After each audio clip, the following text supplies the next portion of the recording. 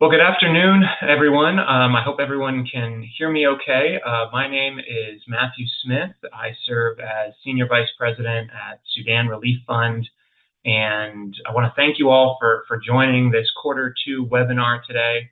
The goal of this afternoon will be to share about 30 minutes worth of recent photos and story updates from Sudan and South Sudan that we've received directly from the ground, and then also answer a few very perceptive and helpful questions that were asked by you all in the lead up to this webinar. So again, about 30 minutes of photos and stories, about 10 minutes or so worth of questions. I'll leave my contact information up as well at the end. So if I don't get to your question, of course, reach out to me directly. So let's go ahead and just dive right in. I want to start here with this map, which shows currently South Sudan. So in this presentation, I'll be talking about program updates, both that are happening in Sudan and South Sudan. But to start here, we're going to start in South Sudan. So this is, I think, a helpful map that sets the scene for exactly the humanitarian situation in South Sudan. You can see that I want to direct you to these statistics at the top of the page here. In South Sudan, over 10 million people are in need. It's hard to wrap my head around, frankly. You can see the map below that outlines all of the food insecurity currently in South Sudan. It ranges from stressed to catastrophic famine conditions. You know, South Sudan is still the poorest country in the world by GDP per capita, and it's one of the most dangerous countries in the world for humanitarian workers. And so these are the conditions that Sudan Relief Fund, our partners, and you all are stepping into to help make a difference. The map on the right outlines the various peoples that are in need across the country. You can see those blue dots represent hundreds of thousands of people in South Sudan that are either displaced or are refugees and are in need. You can even see where there's been cholera outbreaks according to this map, and you can see other helpful things that show just the scale of the need. And if you go to a website called Relief Web, you can search for South Sudan Humanitarian Snapshot, and it'll show you this map and these statistics if you want to learn a little bit more. But that hopefully sets the table for the conversation in South Sudan that we're going to be having this afternoon as I walk you through a few program and project updates. So with each program that I'll try to talk about here, I'll try to point it to on the map as well. And I've tried to circle so that you don't have to follow my mouse. I've tried to circle in red where I'm talking about. So for example, this program update that I want to share with you all is happening in Fengak, which I've circled here. You can kind of see it's in the northeasternish part of South Sudan. This is an area that has been beset by conflict and flooding and environmental challenges. And as of recently, it's also received both a number of refugees from Sudan as well as internally displaced people from South Sudan due to ongoing conflict. And in Fengak, there has been a catastrophic level of food insecurity. And so a group of Comboni missionaries actually reached out to Sudan Relief Fund and said, hey, we are seeing with our eyes firsthand exactly what is happening on the ground here in Fengak. And we need food, and we need it quickly. And so thanks to your partnership, Sudan Relief Fund does what it does best. It quickly mobilized to provide an immediate response to save lives. So you can actually see this is the food itself that's being loaded onto these boats. It actually went up the Nile River and made it to Fengak, where then the missionaries facilitated a proper feeding distribution. You can see people here lining up to get their food. So because of your partnership, Sudan Relief Fund was able to respond quickly before other organizations might have otherwise been able to provide this direct infusion of life-saving care to people in need. It's just a shining example, I think, of what you all enable Sudan Relief Fund to do best. We'll move here to Juba, South Sudan. And in Juba, I want to give a special update on the Redeemer Primary and Nursery School. This is a school that is run by a local order of South Sudanese nuns called the Sacred Heart Sisters. And they have run this school now for many years. And this is Sister Adrian. And she's been an educator her entire life. and she's such an inspiration to me. This was actually a photo I took when I was out there back in February. And this school has now over 1,000 kids. It went from 500 kids a couple of years ago to now over 1,000. And Sudan Relief Fund has built classrooms to handle this additional capacity. But with that increase in students also comes humanitarian needs as well. And this school, where it is in Juba, is right next to the Nile River. And so this school had hand pump wells, water wells, but it was very challenging to get high quality water from the wells because of the close proximity to the Nile. And so the sisters came to Sudan Relief Fund one time when we were visiting, and they humbly said, hey, like, we've got water here, but it's not good water. And we're still experiencing disease and hardship, even though we've got this water source, because we haven't drilled deep enough and we're so close to the Nile that we just need something that is a little bit better for our needs, both for the school itself right now and also all of these children that we're absorbing who are coming from other parts of South Sudan and even refugees from Sudan. And so Sudan Relief Fund and our donors, we helped build this new submersible water well. So, and we actually then installed an additional purification system to ensure that not only will this water be sustainable for many years, but that it's also going to be purified so that the water issues that they previously had because of their close proximity to the Nile are now solved. And I actually had the chance to visit and recently, and this is actually, you can see the school is actually in the distance in this particular photo. And the submersible well has both a water point inside the school grounds, but then it also has an additional water point outside the school grounds for the community. School was not in session when I happened to be there, but you can see even some children here in the community were using the very clean and purified water that this well is providing. Before I go and talk about the next project update that I want to give you all, I should have led with this brief disclaimer, but what I'm sharing with you all this afternoon is actually just a snapshot of all the programs and projects that Sudan Relief Fund is involved in. These are just ones that I feel like are maybe important to share a few timely updates on, but generally, like, these are just a very brief snapshot of all of the work that you're helping make possible in Sudan and South Sudan. I have traveled just as recently as February to South Sudan and Sudan. I'll be going back again in July, and in the Q3 webinar, I'll have many more on-the-ground updates from my travels. But today, what I'm showing you, and as I'm walking through these different sites and the different projects, they represent just some timely updates, but they're just a small fraction, really, of the work that you're making possible. But you can see in this left, the southwestern kind of left part of the map here, southwest corner in Source Yubu, South Sudan, there's a group of missionaries out there that Sudan Relief Fund has been partnering with now for many years, and I wanted to share a few program updates about that work. It's a very challenging area, given that it sits at the border of 3 different countries. And out there are 2 Spanish priests, Father Avelino and Father Albert. And you can actually see in this photo that we just got just no more than a couple of weeks ago, Father Albert here on the right, and he's actually with his, he's carrying his little chimpanzee friend. And this area has just experienced a lot of significant conflict. I mean, in all of my times visiting Father Albert and Father Avelino in this part of South Sudan, I've seen time and again how this area absorbs so many refugees and IDPs, internally displaced, from the surrounding area. And they're constantly dealing with an influx of people because of this conflict in South Sudan. So we have partnered with this particular parish to build many water wells, but Father Avelino and Albert came to us recently and said, hey, similar to kind of the needs that the Sacred Heart sisters at that school shared, he said, look, we've been receiving so many people. We need to upgrade some of these hand pump wells into submersible solar powered wells to account for this additional influx of people. We need to build something that's a little bit more robust beyond the hand pump well to sustain the level of people that we're receiving. So this is a photo of progress on upgrading one of the hand pump water wells.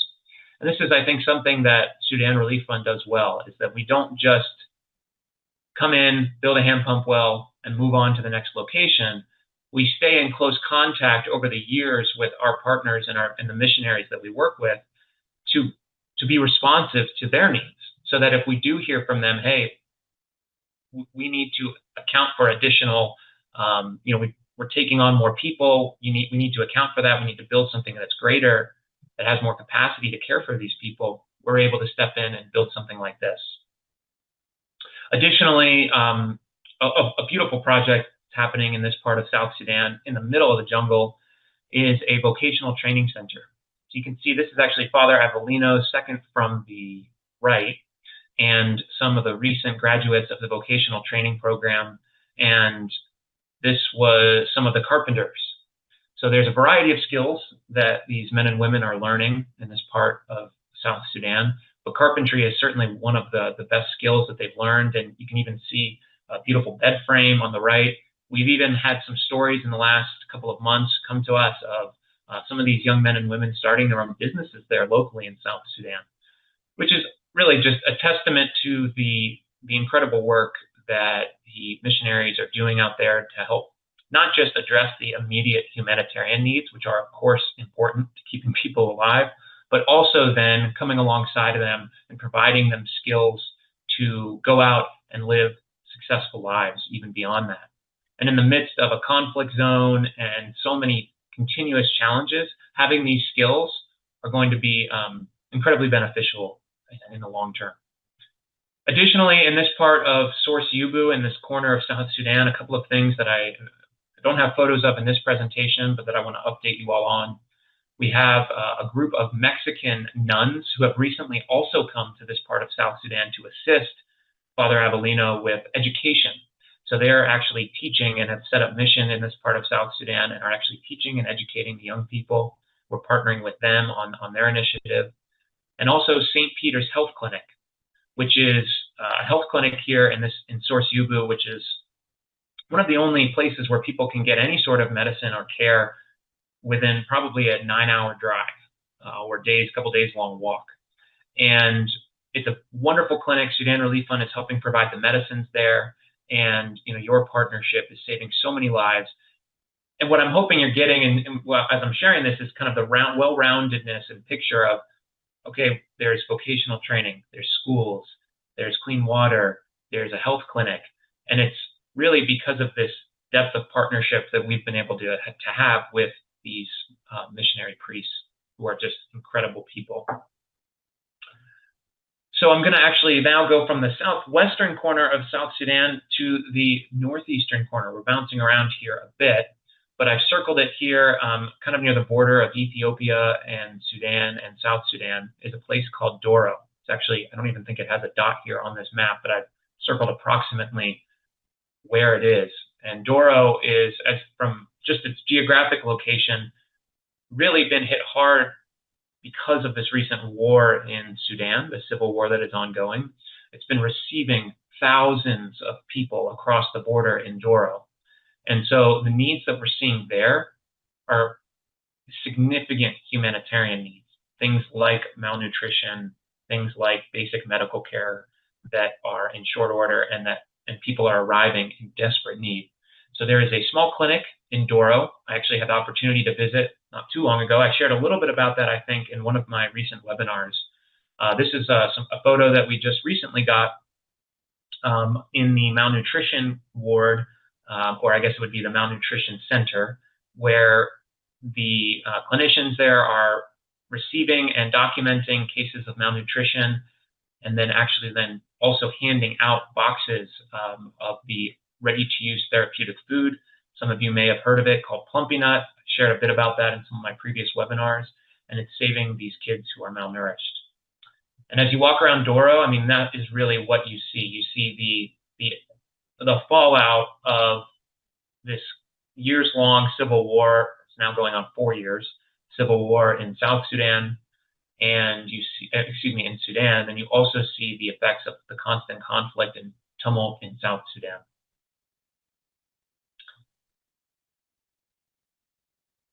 This is actually a photo of our team when we were on the ground in Doro when I last visited. So that's myself. You can see on the left, that is Sudan Relief Fund Executive Vice President David Detoni in the center.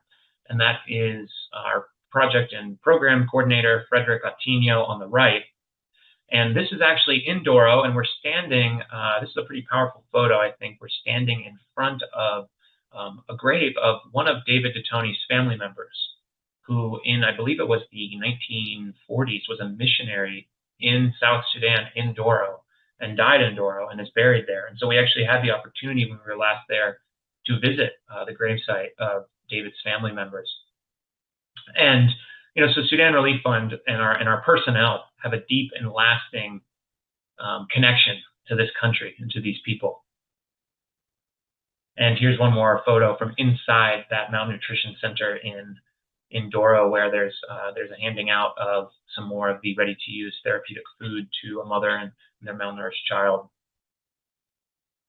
Sudan Relief Fund continues to fund medicines and ready-to-use therapeutic food here, and we will continue to do so as long as there remains significant need. So I'm going to take us again to the southwestern corner. So we're ping-ponging a little bit here, but in Zara, South Sudan, which you can see in the bottom left of South Sudan on the map here that I've circled. In Zara, again, is close to the border of the Democratic Republic of the Congo, and there lies St. Teresa Hospital, a hospital that Sudan Relief Fund has had a partnership with now for years and is one of now the primary supporters in helping stand up this hospital and not just provide kind of the immediate medicine needs, but also helping build out the infrastructure at the hospital as well. And so I think this is a pretty powerful photo because in the background of the top photo, you will see the newly built children's ward at St. Teresa Hospital. And in the foreground, the construction site is the adult ward that is under construction, that is going to look basically identical to that existing structure of the new children's ward. So, just 18 months ago, maybe 24 months ago, there was a children's ward and an adult ward, but they were not in good condition. They were not in good shape. So now to have a brand new children's ward and a brand new adult ward within a short span, in a short period of time, it is saving so many lives and it's providing high quality care. And I think that's the key. It's not just meeting those immediate needs. It's also then creating an infrastructure that's going to last very long, for the community here. And not pictured in this photo, just out of frame, is the new neonatal intensive care unit that is also going in, which is one of, if not the only neonatal intensive care unit in this entire part of South Sudan. And that is fully funded by Sudan Relief Fund and our donors. And we actually just got some photos this morning. I wasn't able to sneak them into this presentation because they're so recent, but I just got some photos this morning of the equipment for the NICU unit showing up. So when I go and travel to Nzara in July, I'm very excited to hopefully see the entire finished product, both of the NICU and then also see the progress of this new adult ward as well. And here's some photos inside the children's ward. You can see it's just a wonderful facility. It's clean, it's well taken care of. Staff and patients are both benefiting from this incredible new facility. And Sudan Relief Fund, again, continues to be one of the primary supporters in helping stand this hospital up and turn it into not just a place of, helping kind of put Band-Aids over problems, but it's actually providing like sustainable care at a facility that is going to be there for the long run. Just a stone's throw from the hospital in Nzara is the Pope Francis Center for Wellness and Peace. And this is a wonderful program that Sudan Relief Fund is just really pleased to help support. And it's multifaceted. Like, so many programs and projects in South Sudan, you kind of got to meet people where they're at and help address the problems in their community, which many times are multifaceted and are numerous. And so for the Pope Francis Center of Wellness and Peace, what they're doing is they're providing educational opportunities and tools for people who are HIV positive. They're also helping provide care for orphans and vulnerable children.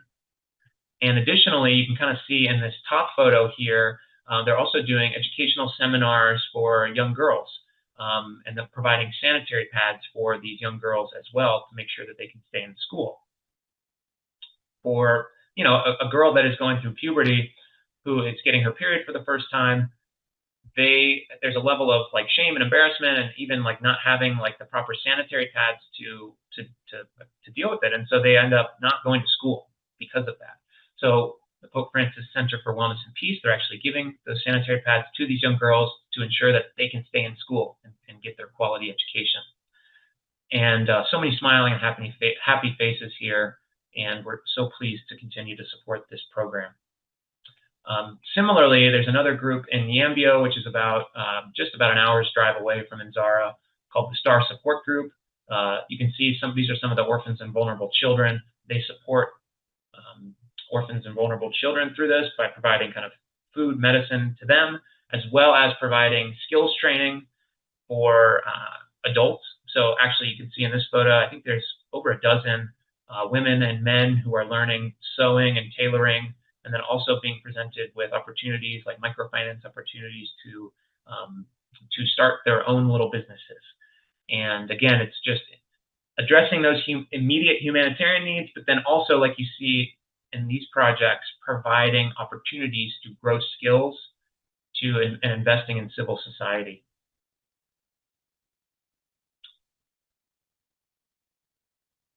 And I'm always so pleased to share updates on the St. Paquita Orphanage in Nzara, South Sudan. This is an orphanage that Sudan Relief Fund is fully behind. We are the primary donor here and sponsor to help support this orphanage. And I love seeing these smiling faces. This photo warms my heart, because so many of the orphans here have had such hard lives, and they've experienced loss. And so to be able to have a place like St. Paquita Orphanage that now has proper dorms, multi-purpose hall, security, clean water, latrines, you see smiles, because here kids are able to just be kids. And that's very rare in a place like South Sudan. And in fact, I just actually talked this morning with a former graduate, I guess, of this orphanage. She was at St. Paquita Orphanage, then went to a local high school, the Bishop Abendite Secondary School. Her name is Grace, and she knows Sudan Relief Fund. We know her. She actually came to the U.S. on scholarship and studied, and she's living in Boston now. And I talked with her this morning. We just were catching up, and I shared with her some updates, because obviously this orphanage is very close to her heart, having grown up there. And I told her, about all the updates to the facilities that we've made, and she just shared with me emotionally. She said, Matt, like, they have bathrooms like inside the dorms. They don't have to go out. Like, they have access to water. She's like, I had to walk 2 miles for water when I was there, however many years ago. So this is just that constant improvement that we are making to the orphanage, and making sure that these kids have the ability to just be kids. And don't take my word for it, take Grace's. She spoke to that, I think, very succinctly and eloquently, and that, this is a place now that has seen such great improvement thanks to our donors' partnership. And you see now the kids smiling, even though they've experienced such great loss and such hardship.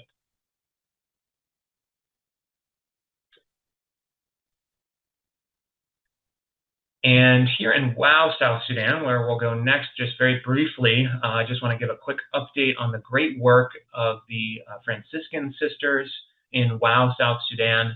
Here we have the sisters providing food and medicine. In on the left photo, they're providing food and medicine to people who have been affected with leprosy.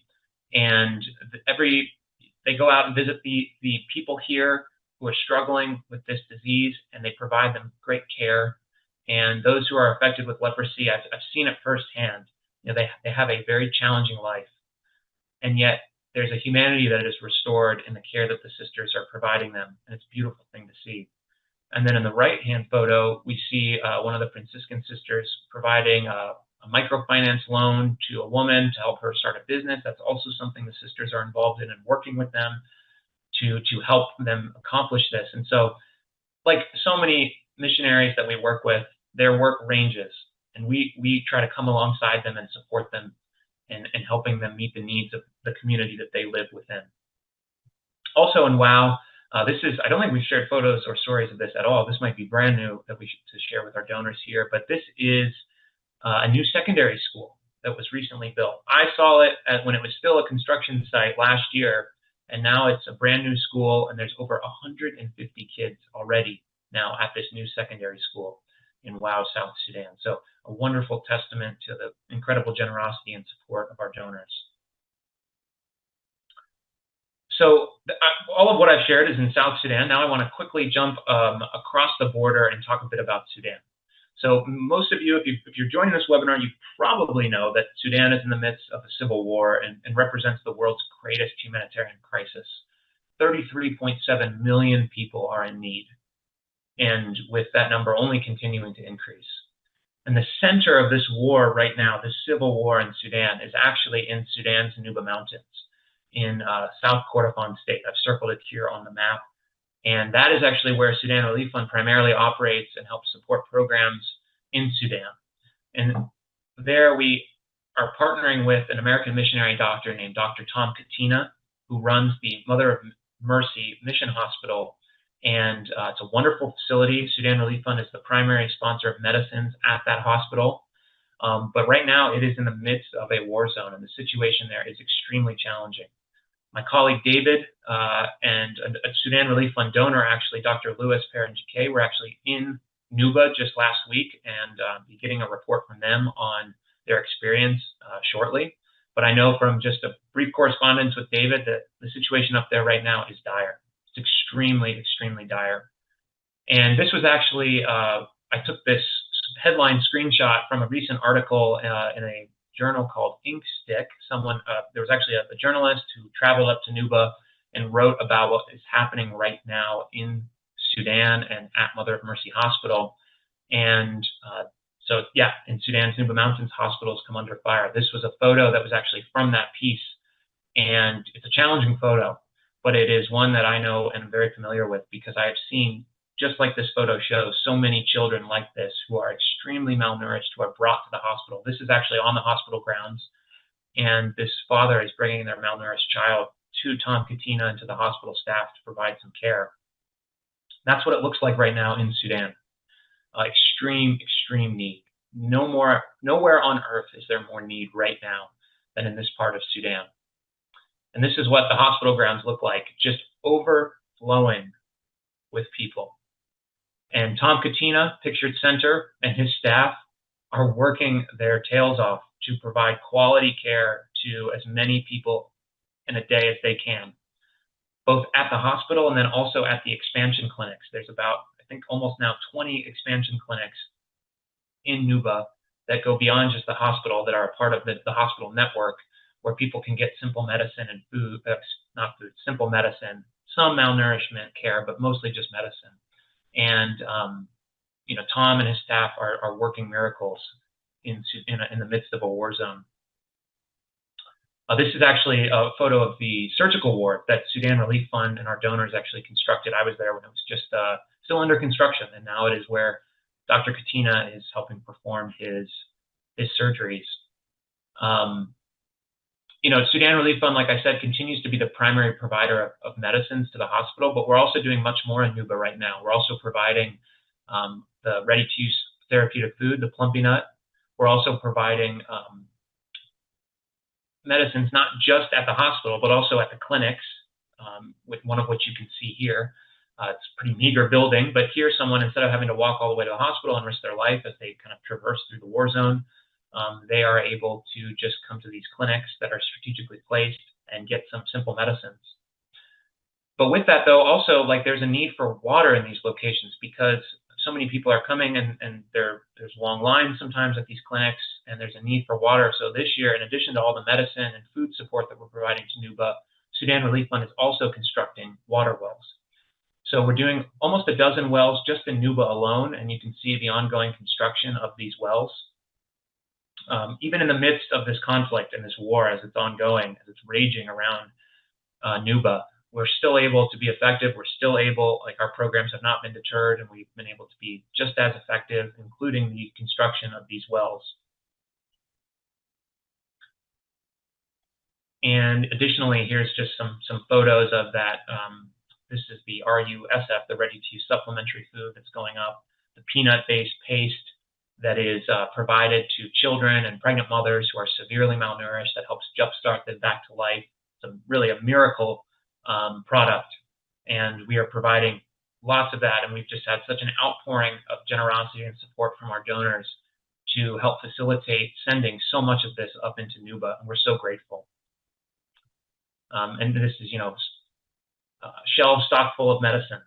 In the midst of a war zone, mothers, you can see the mother here getting her arm measured for malnutrition. Mothers, children are getting care.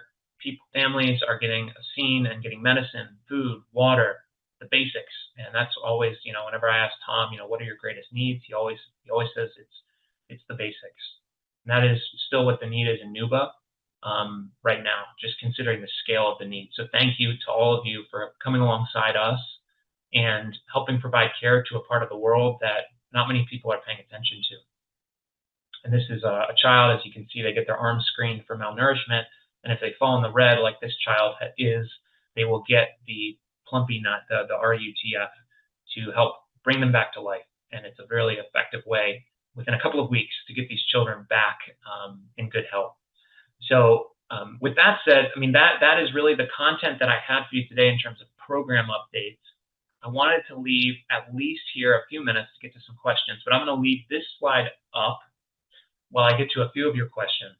As I said too earlier, this is a snapshot of our programs and projects. You all are helping reach so deeply into this part of the world to touch so many different lives. We're so grateful.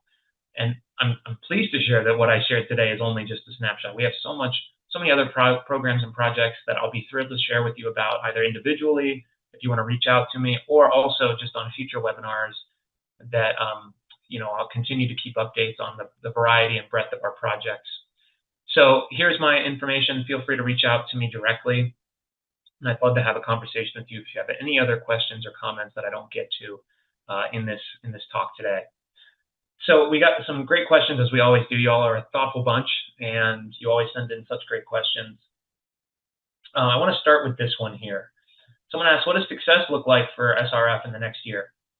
Which is a great question, a very simple question, but I think it's an important thing to think about when you've got such great needs, such variety of needs. What does success really look like?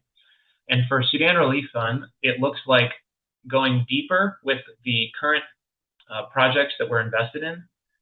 So things like St. Teresa Hospital, Mother of Mercy Hospital, St. Peter's Health Clinic, those health centers and educational centers that we've made strategic investments in over the years, continuing to go deeper in our investment with them. So like the NICU unit, the new adult ward that I showed you that overhead photo of, those represent successes in going deeper with projects where we've had long-standing partnerships over the years. Those are partnerships that we're not abandoning, and we want to continue to deepen our ties and relationship with the missionary partners on the ground that we have developed relationships with over the years. And also those programs and projects like these hospitals and medical care facilities where we've made strategic investments where we can go deeper and continue to strengthen them. So we want to go deeper on those programs. We also want to go wider in our humanitarian response. So things like the basics, food, water, and medicine, that's where we can go wider. As we've seen those needs continue to increase in both Sudan and South Sudan, it represents an opportunity to go wider and helping care for just more people. As our donors continue to just be incredibly generous in supporting the work of Sudan Relief Fund, it allows us to go deeper with our current initiatives and go wider in our humanitarian response. Another question I got was, what is your greatest funding need? Another good question, and really it is the basics. I think it is that food, water, medicine. That represents a significant portion of our budget in terms of our programs, and the more that we're able to get that partnership with people here in the U.S. and internationally in terms of our donors, it allows us to just save more lives. So that still represents, I think, the greatest need is those basics, food, water, and medicine. It's very simple, but they're life-saving interventions in a place that otherwise where there's very little access to it otherwise. I like this next question a lot too. I got one that said, what should we be paying attention to now that isn't in the news? And I thought about that one for a while, and I think the answer is you're kind of already doing it by just joining this webinar, by asking the question. There's so many needs in our backyard here in the US, there's so many needs globally, that it can be hard to kind of focus on Sudan and South Sudan. A lot of people aren't aware of what's going on there. And frankly, Sudan, beyond just maybe some simple headlines here and there, is not really in the news itself. Yet it represents the greatest humanitarian need in the world. So by joining this webinar, by making a donation to Sudan Relief Fund, by partnering with us, by spreading the word to your friends, that is the answer to the question of what should you be paying attention to that isn't in the news, because Sudan and South Sudan aren't really in the news right now. Yet there is such great need. It represents the poorest country in the world, the greatest humanitarian needs, the most dangerous country for humanitarian workers. So again, by joining with us, by asking the question, by partnering with us, you are raising your hand and saying, no, I care about what is happening in Sudan and South Sudan, even if I don't see it represented in the news, even if other things take up more of a spotlight, I care. And I want to thank all of you who are joined today and who are watching on YouTube, maybe on the recording, for doing that. And the last question here that I'll address is, what is your long-term plan for local ownership of projects? And I think that's another great question. And Sudan Relief Fund, with our model, is that we partner with local either missionaries or religious orders, local organizations, to help facilitate our programs and projects. That's how we're able to keep our staff here in the U.S. small, because we have a large network of people who are on the ground full-time, embedded in communities, who really have a deep understanding of the needs of where they're serving. And so with that, almost every element of there's an element of almost every project of ours that has local ownership. So for example, like water wells. When we build a water well, we are doing it in conjunction and with kind of the approval and knowledge of either a nearby missionary or the diocese where the well is being built, that it will then be handed over to the local community. It's often in like a ceremony where it's actually then the well is said, okay, now we've built it, now it is yours. But we don't abandon it. We hand over maybe to local ownership, but we don't abandon the project, and we can kind of stay in tune. Okay, if something goes wrong, if we need to step in and help address something or fix something, we're able to do so. So we're able to actually transfer ownership over in many projects to locals. But then because of the relationships that we've built over the years, we're able to stay in touch and see and visit, be there in person, and stay in touch with the people who are helping facilitate those projects, who are put in charge of them, and actually then maybe step in if there's a greater need to fix something. So that's a part of our mission, a part of our model, and I think that is a great part of what Sudan Relief Fund does. So with that said, I think we're just right at about 40 minutes or so. So I want to say, again, a special thank you to you all for joining this afternoon. Again, I'll be going back to South Sudan in July, at least that's the plan. And when I get back from that trip, I'll be doing another webinar, and I'll be sharing more personal, firsthand accounts and photos and stories from my trip. And I hope that this time today has been impactful for you all, seeing firsthand the great work that you're doing. And again, I want to say a special thank you to you all for joining. And if you have any questions, please feel free to reach out to me directly. And if you want, this will also be recorded and shared on YouTube. So if you had to leave early or you're coming to it late, you can watch the full version on YouTube later in the coming weeks and even share it with friends. Again, thanks so much for joining, and take care.